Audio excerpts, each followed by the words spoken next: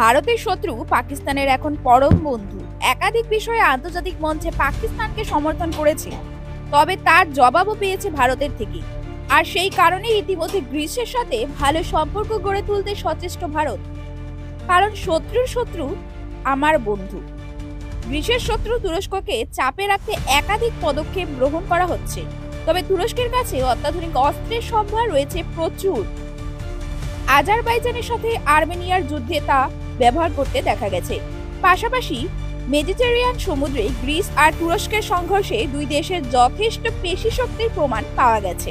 তবে বেশ কিছু ক্ষেত্রে তুরস্ক যথেষ্ট এগিয়ে গ্রিসের থেকে।